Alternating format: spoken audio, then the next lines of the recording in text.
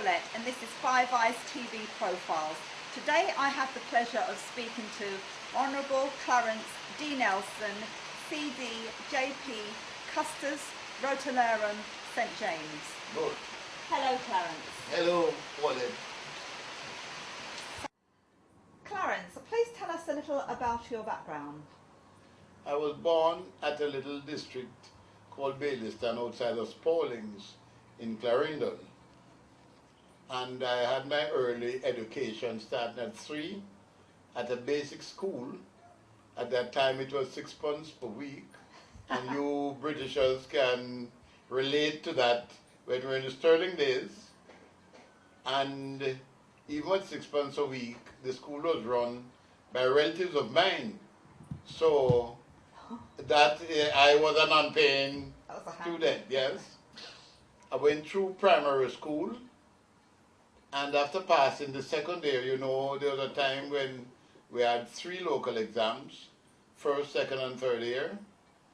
And the third qualified you to go on to tertiary institutions. But second was difficult. As a matter of fact, the year when I passed second year, I was the only pass for that year. It was a non-passable exam. As a matter of fact, I'm of the opinion now that they were all designed to fail us, so that would be plantation workers. And so, on passing that exam, I applied for and got a scholarship to Homewood Training Center. It was a vocational, one of 5 vocational institutions set up by the British government in 1939. You had 3 agricultural for boys.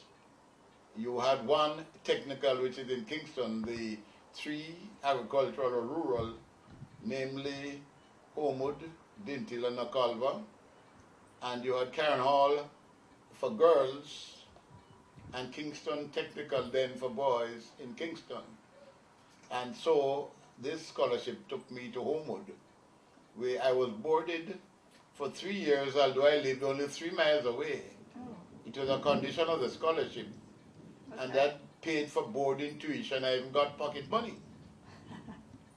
At Homewood, I pursued a course, a diploma course in agriculture. But as a student, I took a fancy to bookkeeping, and so much so that when the master was not present, I took the classes. I aced in bookkeeping, and on graduation, I got one of the 2 first trade scholarships. One was for art, and this one for bookkeeping, although I did very well in agriculture, having qualified first practical and theory. But because of the special interest at the time, and you know, we're a developing country, so that glimmer of whatever it was of talent, they really wanted to place me. The unfortunate thing is that there was no institution in Jamaica at that time to take you any further. And we had to do it mainly by correspondence, and finish up at a school, Jamaica School of Commerce in Kingston, for exam purposes. Wow. Where I qualified to the fellowship stage of the Institute of Bookkeepers, which in later years qualified me to be a public accountant. But I didn't like the office indoors. And when I left Homewood, I went to work in the banana industry. And I would say I got accelerated promotion within, well, I started out as chief clerk for a region. And then because of my agricultural training, I went into the field as a field supervisor to monitor and control the leaf spot disease in bananas. Mm-hmm. It was a disease that would really had quite an effect on bananas. And from there, I was appointed a stock assessor in the industry, and that for the whole island we had 10 divisions, and my job was before audit time to assess the stocks in each division, make a report to the auditors, and this job kept me out of my area for 10 months of the year, which made me a very wealthy man in that I was getting subsistence at the level of 35 shillings per day then, and £4 a week house allowance. And later on my wife thought I was a millionaire because I was able to go to motor sales in 1956 and buy a brand new Morris Oxford for £674 cash. £674. And I never traded in the Hillman links that I took there. So I was doing fairly well economically.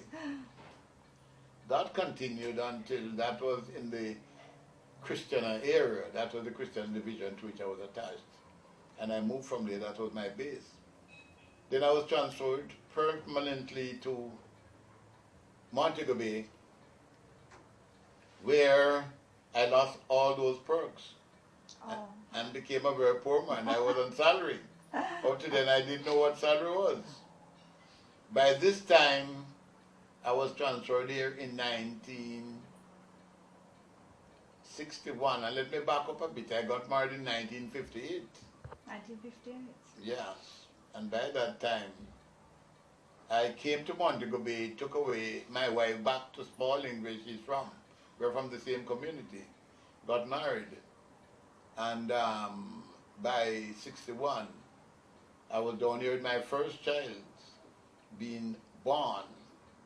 And as I said, being poor again.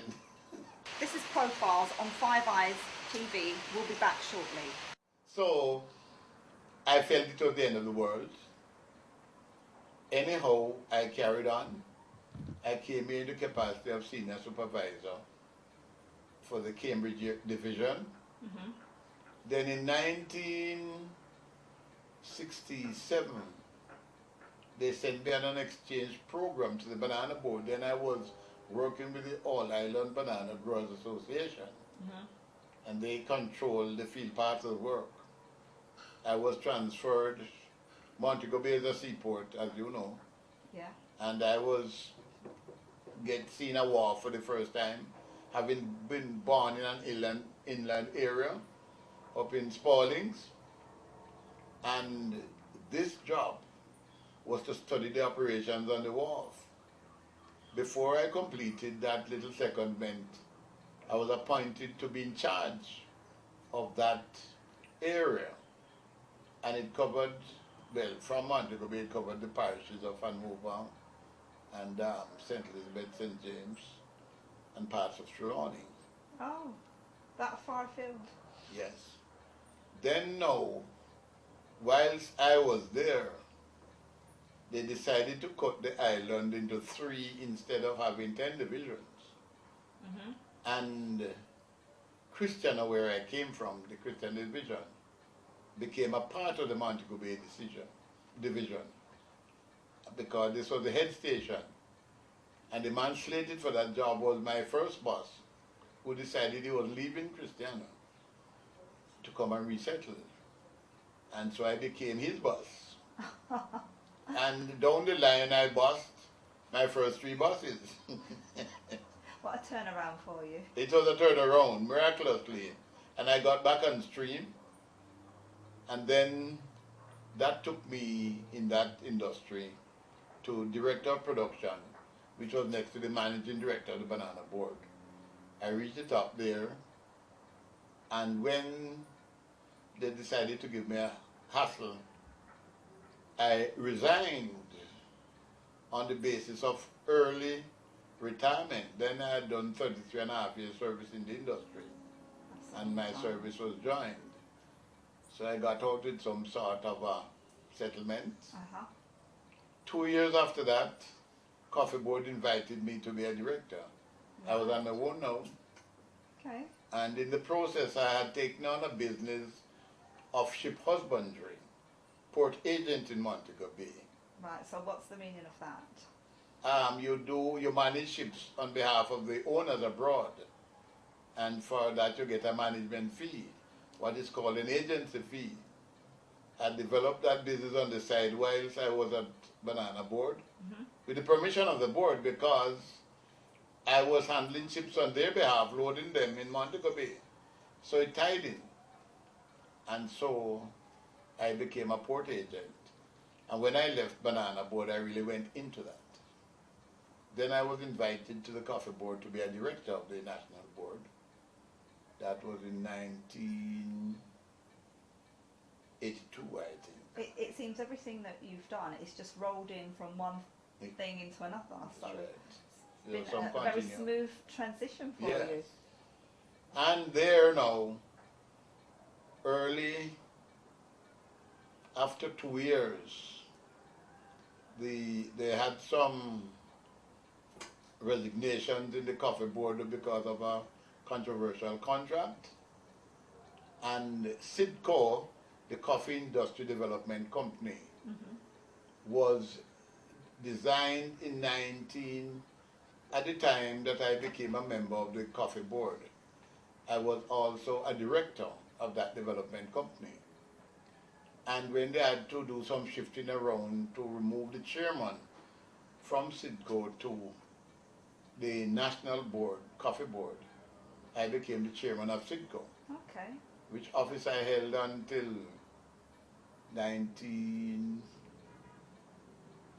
Hurricane Gilbert was 88, and I had that office until 1990, when that organization was, whatever you call it, I wouldn't want to say demolished, but they had a governmental change, and in Jamaica, when governments change organizations, some organizations change. But I continued to be a member of the national board until 1991. So that explains that part of my life. Right. During this time, I'd acquired lands in St. James, and I started my coffee farms somewhere around 79, my first acquisition. Wow. That little property that you visited, I started to plant coffee down there. That little, did you just say? And then I expanded, and I became a coffee grower of some note. At the same time, you know, I had spent my entire life in the banana industry. Yeah. So I interspersed coffee growing with banana as shade, and I was then fairly independent. Then where we are now, you asked me what was the passion in coffee. Although I like banana, banana is a very fragile crop, as you can see, a little breeze and the whole thing is down. Yeah. The coffee is more sturdy and more friendly. Although it has its problems, in reaping you require a number of people to reap coffee. So it's very labor intensive. Yeah, I can see. And sometimes it holds you at ransom. So what are some of the major challenges you face with regards to the farming? Labor. Right. Labor is very scarce. It is very unattractive in Jamaica these days. And being so near to the tourist capital of Jamaica, people gravitate to get jobs in tourism and in construction, because we have been having a construction boom down here for some time. Yeah, I can see. And then when 807, that project where they used to soak out pieces came on, it took away 10,000 workers for that industry. And naturally, I being near to the town again, I suffered. Some of my best workers went because they're not much skilled in putting pieces together. So from there on, labor has been quite a problem. Today I'm speaking to the Honorable Clarence Nelson on Five Eyes TV Profiles. We'll be back shortly.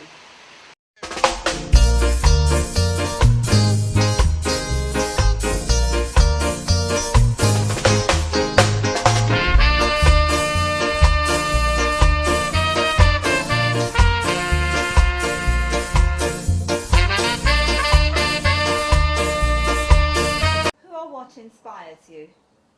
Early on, I told you of that cushy job I had when I was a relieving man, being out of base for 10 months of the year, on subsistence, all that while.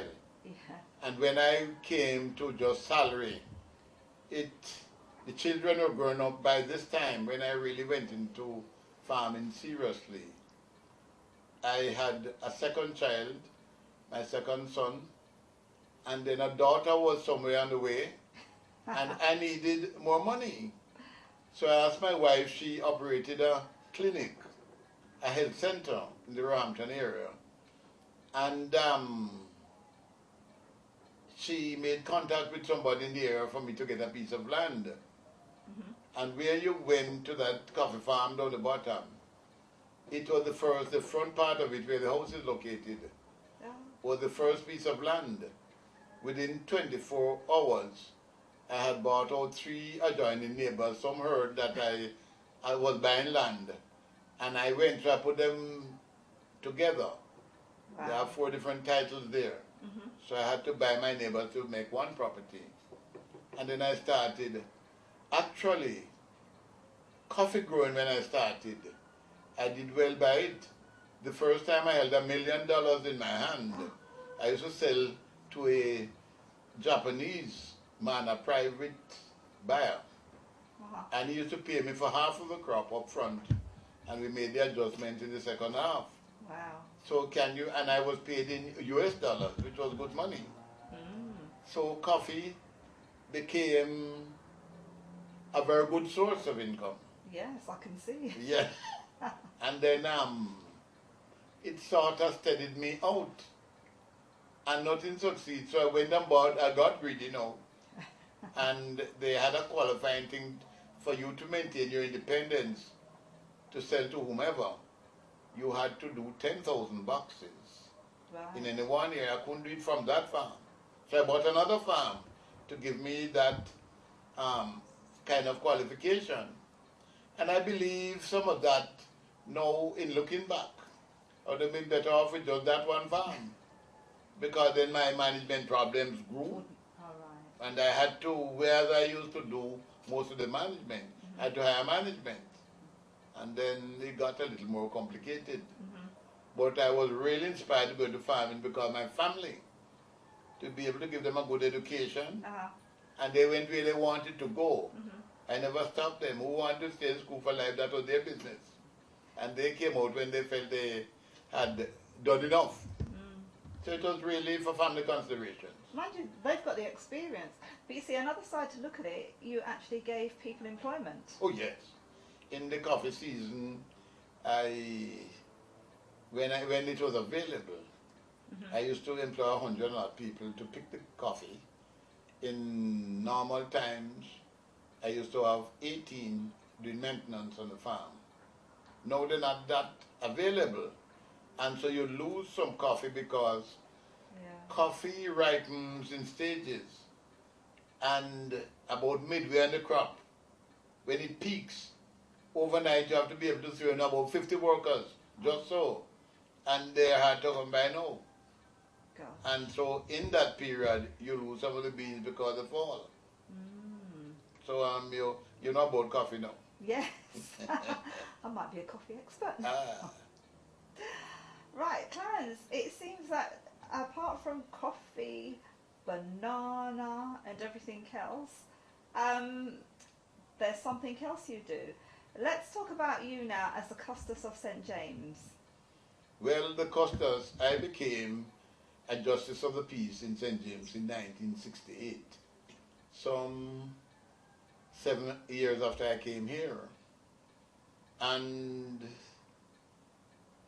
somewhere along the line in 1990, I was elected president of the St. James chapter of the Lay Magistrates Association. In 1991, the then Custos took ill, and they asked me to do, you know, in Remembrance Week, you have to do that service, and you remember there were heroes and so on. And I was crash-trained to go through the formalities, the perambulations. But then as a cadet, when I was at Homewood, I was a member of the cadet unit. So I was not unfamiliar with the military footworks. So I went through that. But what really exposed me, apart from that, when a person attains the age of 100, the Queen sends a message. That's right, that the Custos has to read. It is not so now because it sends a personal card with a picture of herself. But then it was a message, and you'd have to read the Governor General's message, the Queen's message. and I was asked to do that just around the time when I was acting. It was a very hectic weekend. It didn't last for much more than that. But during the period, one Baptist man went to a hotel in Ocho quite a distance away, and said he had seen the next Custos of St. James. No, I never became Custos. I was asked to take on the offices in 1995 December. So it must have been prophetic that he could have seen in me from that time. His name was Fraser, and I remember him today, just retired. He was in charge of that Baptist, whatever they call them, the network of churches. Well, all along now, I had a second chance to act for that Custos. And after that, he heard that I wanted this job. No, this is not a job you want because you're appointed. You don't apply for that. But then, for a long time, although he was ill, one of those that came after me, he had quite a long acting appointment. Yeah.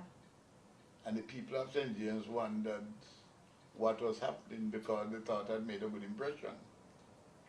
Well, it all came together one day. And when I said yes to taking the office, my wife nearly killed me because she thought it was a strenuous job. A lot of them were dying. Of course, some of them, it was old age, you have to have a reasonable amount of health. And so I went in the process, and actually I was installed. I took on the office the first day of February 1996. 96. Officially, I opened the office. And I was officially installed with the pomp and pageantry on the 28th of March of that same year. Wow. And it is down in history as the biggest installation. I had over 5,000 people at my installation. Wow, that's... The problem is how to feed them. In those days, the invitations came from King's House. They invited you, the people, to the installation. And at the bottom of the invitation, they say you'd be entertained by Custos and Mrs. So-and-so. And when I had sent out, they gave me 1,000 invitations, which was plenty in those days. I had a committee of 45 persons working on the installation. And that group for invitations, they went to town. Montego and his wife was invited. And it was a grand affair. Sounds like it. And if I had to do it again, I probably would. I left 2 days after for Johannesburg. And it was prearranged. And whilst I was up there, my wife said, don't come back. You can't pay the bills. I will come and join you. Oh.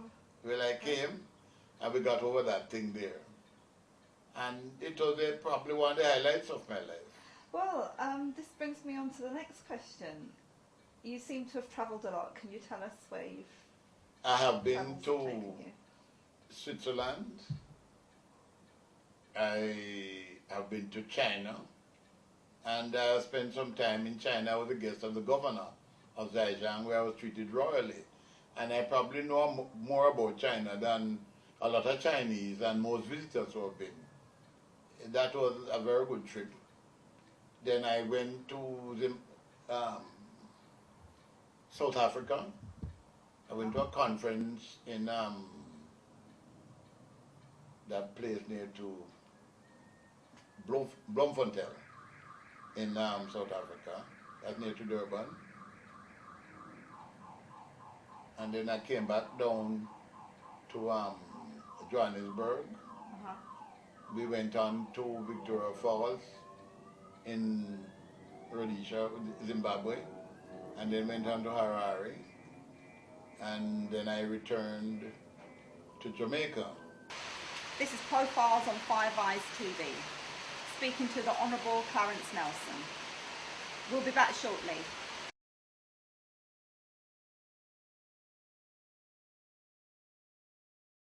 This branch now, the coffee is reaped at the stage where you call cherry. This is it, when it can be pulped, and it is cherry in nature, right? And this is a good bearing branch. And if you have this going on the average through the field, then that's a good yield.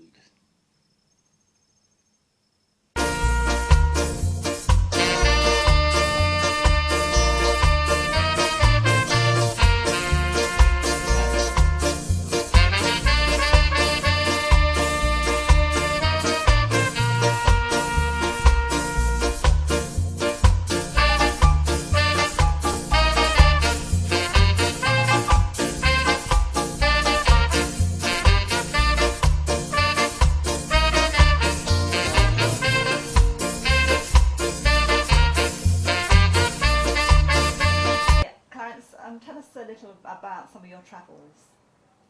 Yes, I have traveled fairly extensively, apart from going to the Americas and Canada. I've been to in Switzerland to a moral environment conference. I've been to London. I have been to South Africa. Those three are the big cities: Durban, Bloemfontein, and Johannesburg. I hear you've been to China. Tell us about China is the most spectacular. I was the invited guest of the Governor of Zhejiang. And I flew over most of that province. And China is a very expansive place. Everything is big. And the airports are about 1,000 miles apart. And the only thing that is wrong, the planes were built for China. You know, they're much shorter. Yeah. So somebody of my height to do that trip. But after going through, because Beijing is not in that province, but then I'm also a member of the Friendship Association of China. And the president of the Friendship Association, who has been in my office in Montego Bay, mainland China has 1.3 billion people. So you have two governments. You have the communist government, and they don't bother with ideology. When they want to do business, they do business. That is why they are such a threat to the US of A, because all their products are getting through. They are good at marketing. They make cheap and good products. Well, Japan used to do it, but China is mastering the art. And I thought Johannesburg was the most beautiful city. But when I went to Beijing, I always end there at night. And they order the merchants to keep the lights on all night, along with the public lights. Really? Oh yes, in Beijing, it's a beautiful city. It is from there you go on to the Great Wall and places like that. Great Wall of China. Yes, then you go on to Siang, where you have the terracotta warriors. That's a must see. A man was digging in the street and found an effigy of clay, took it to the government, and they took over his property same time and developed quite a city out of that, because it turned out that an emperor had died, and they buried 8,000 of these effigies to guard him, and so on. They believed in there, just like how we Africans believe in voodoo. They have their beliefs too. And so they built a whole theater and rehashed that one. And I saw a ballet in Xi'an, which I am sure the Russians stole from the Chinese, because when you talk about movements, they had a troupe of about 40, all of them the same size, whether they were young or old, and it was beautiful. Their tourism thing there, they make a lot of money because everything is sightseeing. So everywhere you go, imagine. They make a lot of money. Because this ballet thing was a restaurant with a theater down below. So after you eat and drink, then you watch the show. And that was very rewarding. I've been to Mexico. I've led a delegation to Mexico, coffee delegation. And there Mexico has two governments. They have a coffee government. They have 1.5 million acres of coffee in Mexico. And they have their own university. And the president of the university, we had this plane that was probably a 2 weeks visit. And you know something,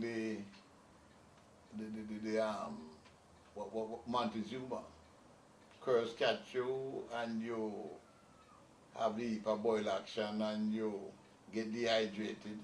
That caught me whilst I was in Mexico. Oh, did it? Yes. But that again was a good tour. We saw a lot of Mexico because of the plane facility. And when one day the interpreter, none of us could speak Spanish, and the interpreter took ill, and a lawyer, a nice lady, volunteered to come and stay with us until such time as our interpreter recovered. You know, they were very nice. So we had quite an extensive tour there. And where else? I don't know where else I have been, but that has been, oh, I've been up to Amsterdam. I was going to say, probably if you think deep, there's many more places. Yes, and I wanted to go to the red light district for education.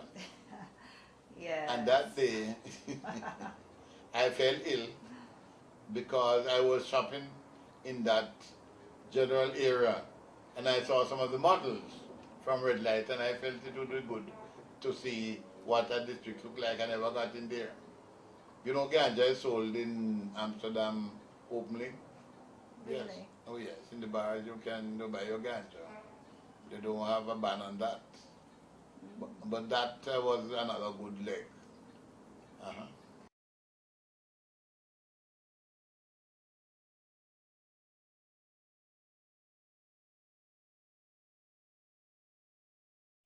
Right, can you tell me, what are some of the major challenges you face as a Custos of St. James? Well, you know, the job of Custos, by extension, you're the Queen's representative. You're appointed, you're not elected. So you transcend governments. And as long as you can keep the peace and have good behavior, and morality is high on the list there, you have to lead by example as a Custos. Right, you have a link with Queen Elizabeth II. Yes. Can you tell me about this? Well, she came when I was acting in 1993.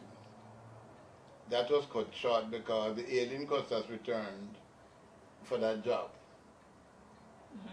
2 years ago when she came now, or three, it's about 3 years, mommy, I was fully in charge. And all doors were open. I could do no wrong. Bad road down yonder is fixed.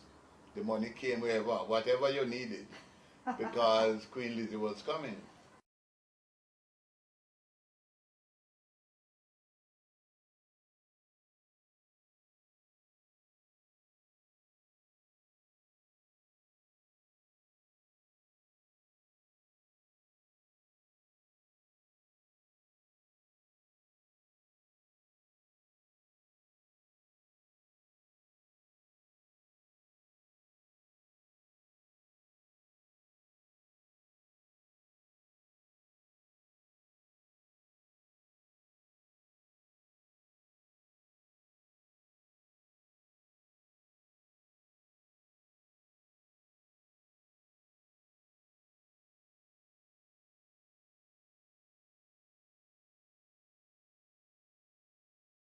And in spite of what you might hear in England about them wanting to get rid of the Queen, they love her in Jamaica. She's a very likable person, and they have some things in protocol where you mustn't touch her hand if you put out her hand, but she converses with you. And when she was going off to Auckland, when she came here, I told her I was the last person in terms of the lineup to stay at our plane. And I said, well, you must be very tired, Your Majesty, after this harassment for the few days. She said, oh no, Tom, I'm going to sleep all night. I have a long travel and so on. And we conversed and she left. But she was around the place despite the security precautions, going around and meeting people and greeting. So she was very much at ease.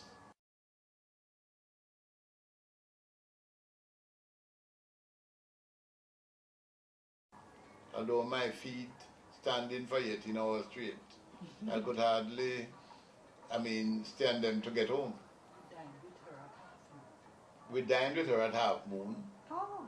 Yes, Wow. the day when she came. The whole population and all the people who want to get rid of them would try and elbow you who were there to get a place by that Queen. Yes. I sat at the table next to her with Prince Philip, and he drank a couple of red stripe beers. He's a man of, he's a sport,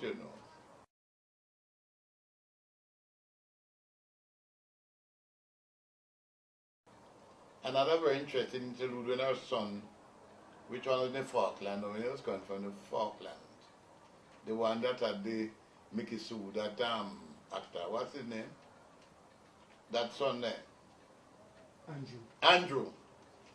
I had the ship, and this was another side of it, because I was agent, and they don't normally use agent for military ships. And I handled that one when Andrew was coming from the Falklands.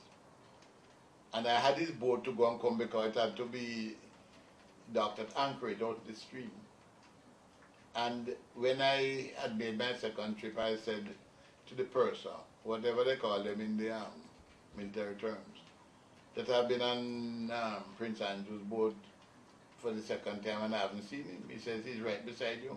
I saw 5 Englishmen looking like him. And if he hadn't told me which one, oh, he had a ball here, he went out at night and, you know, those boys love to paint the place red. And, and Prince Philip too, you know, is a man who visits Jamaica. Yes. He likes dark people, you know. Yes, I hear he has one in Ocho. And so he lets down his curl. Of course, he was a sailor too, you know. He gets his hair down. Yes. So you're asking me about the Custos and what is some of the things. You have to donate heavily to everything. You can't tell people that you don't afford it, because the nature of the office is that you are deemed to be a man of wealth to be Custos. It's really not so, but that is what has come across. Right, okay. Yes. So it does cost you. Yeah. You have to have a nice ceremonial car. I'm not a car man, I'm an outdoor man, but that one, you have to have a nice wife, because the wife is part of your accoutrement. And I've seen your wife, what a very lovely lady she is. And your family. Yeah. They all suffer because anything happens, there's Custos son or Custos in the school. My children do have it, my grandchildren do have a name, Custos grandchildren. So they lose something and they have to act the part. Yeah. Yeah. So those are some of it. You have to be disciplined. I understand you cut the ribbon when Virgin started flying yes. in Jamaica. Yes. And that was Sir Richard Branson is quite a clown.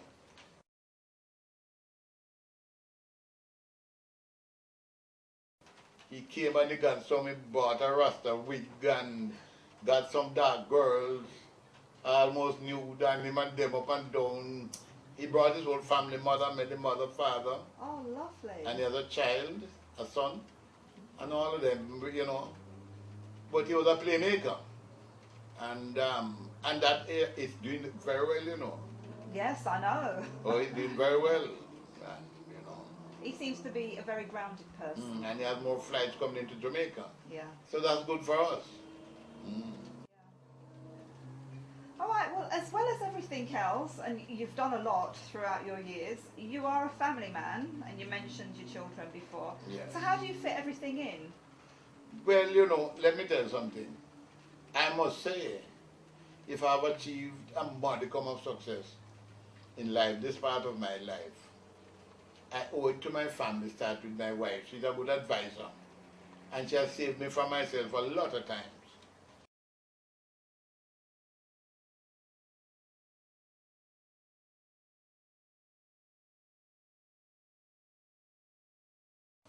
And even what you saw there, but for her, the man who sent me here, I was sent here as a kind of punishment for Lisa to kill me. Instead of which he took a fancy for me. We became very good friends. And he owned 100,000 acres of land in Jamaica. And I wanted to be like Lisa. And so I didn't get to the 100,000, but I probably got near to the 1,000. Well, that's still a lot. Yes, and it's all in St. James. But where was I? What was the question? Well, I said, how do you... Oh, the family and the children. Yeah. Because they have to behave accordingly. So if I had any drunk boy out there, any rude boy, or so on, it would be quite a difficulty. So they have been morally proper, and so that has saved me plenty of headaches. Well, I would imagine it's the family values that were instilled in them whilst growing up, because I've met your children and they are Yes. lovely. I Yes. mean, they're big people, adults, Yeah. but they're all very lovely. So I owe them because there are a lot of people. Let me tell you, once you are in public life, the slightest scar comes to the fore. Yeah. We understand. You have to be like Caesar's wife.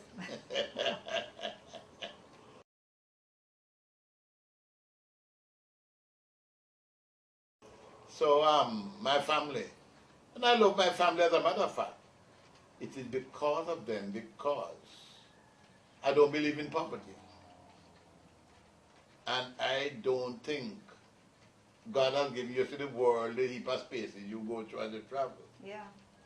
And you can claim as much of it as you can manage, I would say. Not as you want, because you claim it and you have it, it become a bother. Mm. Well, I can see by the trip we had this morning, going to the coffee farm, the hard work that you've put in throughout your life, and you know that's not easy. Yes. And for you to sustain. My life has been characterized because most of what you saw when I was doing that farm, I couldn't afford probably more than 3 workers. So I had to do a lot of the work myself. And I was known for when my workers come to work, I would have done what they call a half day's work. And God has been good to me by giving me that measure of health. Mm. It was when I was 70 that I had my first run-in with health. I was hospitalized for the first time at age 70. My goodness. So I had a good run. But you look well now. I feel well, and Yes, and you look fit. I've lived Fit as a well. fiddle. Well, my wife has looked after me, I can say that. And you know, before her, my mother, I'm only child for her, and she pampered me.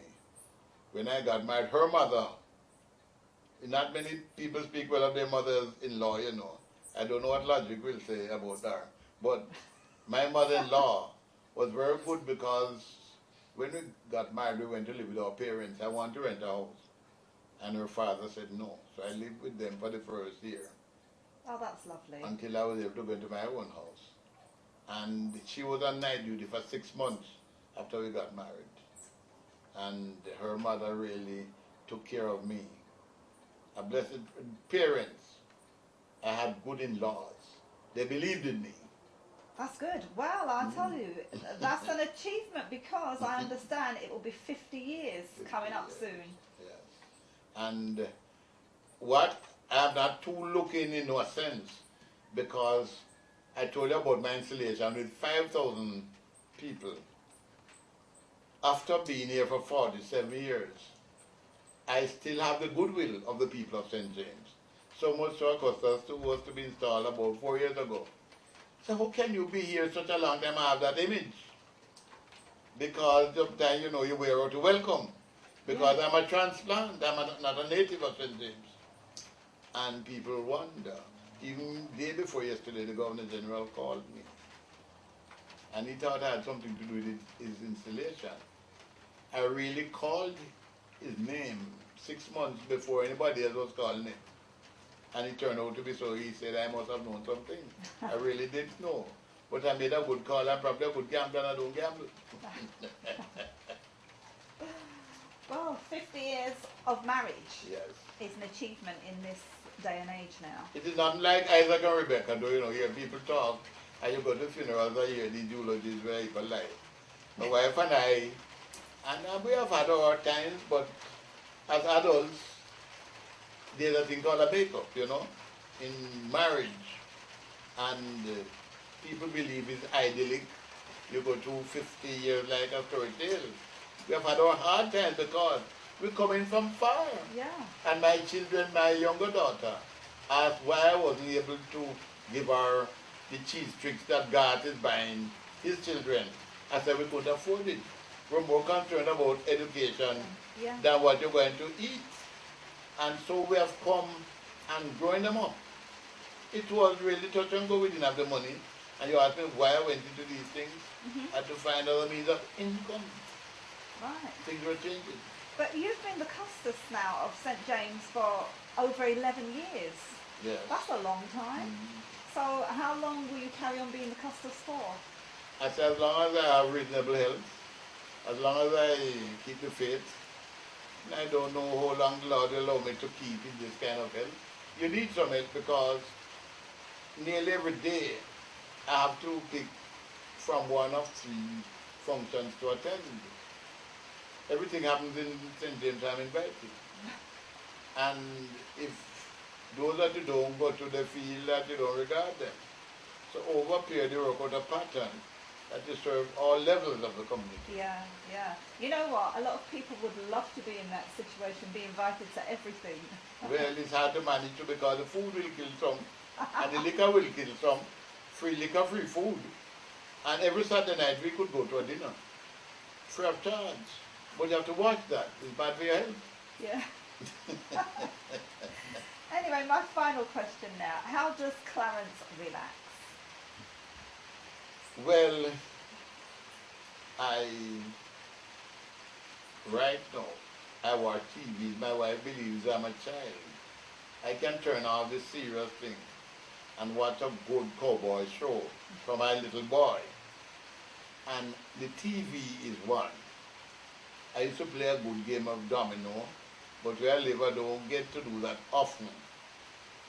And so on, and you meet friends, and like how you come and find that person, we bend elbow. Bend elbow is that you put a glass up there, and it's one of the pastors, he's Anglican, I'm not Anglican. But he's a good theologian.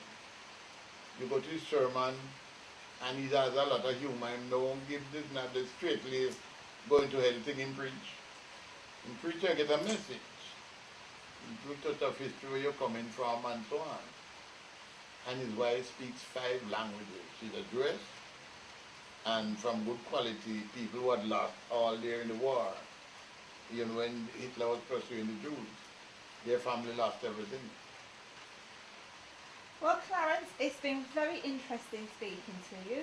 Well, thank you very much. And I'm sure our paths will cross again. I feel sure, and mine has been the pleasure. You have been a good interview. Thank you. Thank you, Clarence. It's been a pleasure speaking with you today.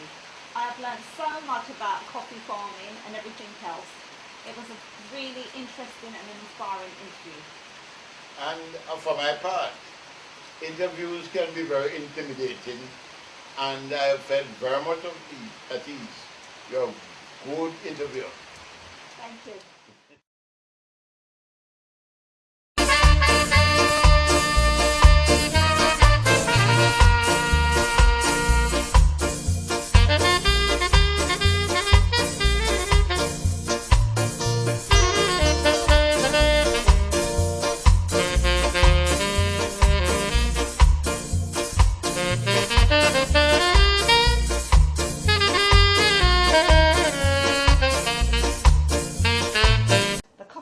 Very nice. Big, Yes. big. Well, I'm glad you saw it that way. Yes, and I've tasted the coffee. Yes. So that even cements it for me. Yes. I'm a dyed-in-the-wool coffee man, having served at the national board for 13 years. 13 years. And in fact was chairman of the National Coffee Development Company, SIDCOM, for about 7 years.